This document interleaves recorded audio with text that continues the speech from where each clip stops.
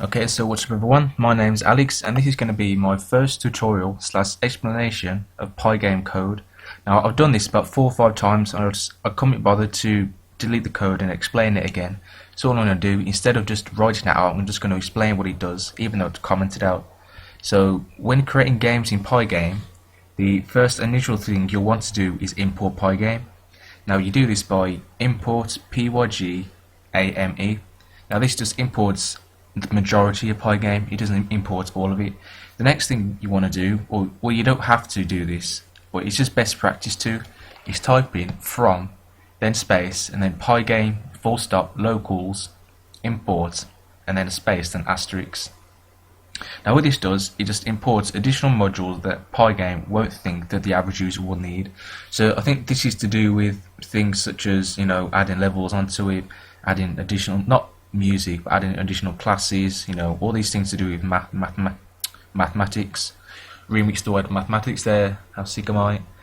So the third step is to initialize Pygame. Actually, I will do some coding actually. I'll write it because I feel like I'm not doing anything. So you do pygame.init and then open and close bracket. Now what this does, it just initializes Pygame so it's ready for work. Now the next step is to do, well, you don't have to do it, but the step that I do is width equals 640.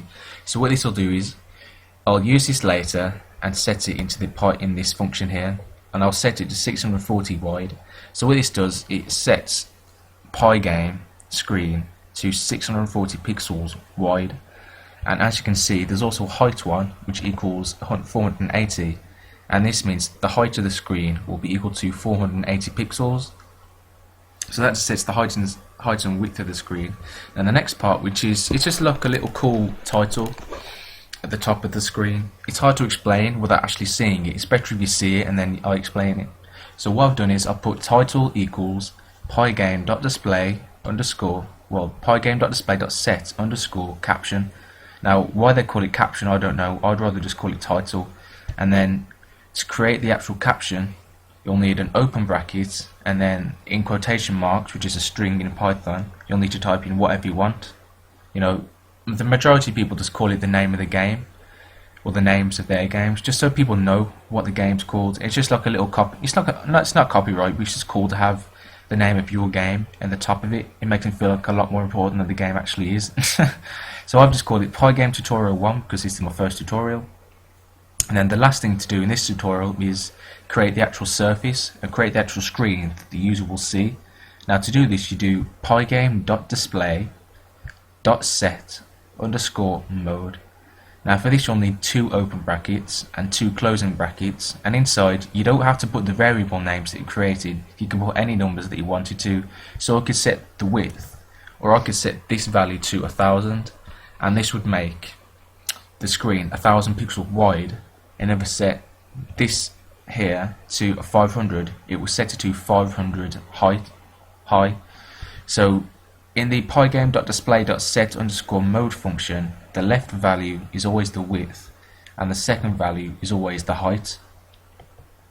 And that's just the way it is, unfortunately. I know it's not that hard, but so if I press F5 now, I'll have OK to save. Yep. I printed out, hopefully correct. Yep, so here we go, we have just a black screen and there's nothing else in it. It's 640 pixels wide, 480 pixels high, and as you can see, there's the caption thing I was talking about. It's sort of a title straight in the center, which just, it's like a little cool thing to have. It makes your game look individual, because you're all going to have different named games hopefully, and it just makes your game look cooler than it is, or more cooler I should say. So yeah, that's it for this tutorial. Hopefully I've done it correctly this time, because this is the 5th time I've had to do this stupid tutorial. Well, it's not a stupid tutorial, it's just, the process of doing it, or pressing the wrong keys to record and pause and that. But yeah, I'm hoping that you found this tutorial informative and you've learned something from it. I will post the code in the description just to help you.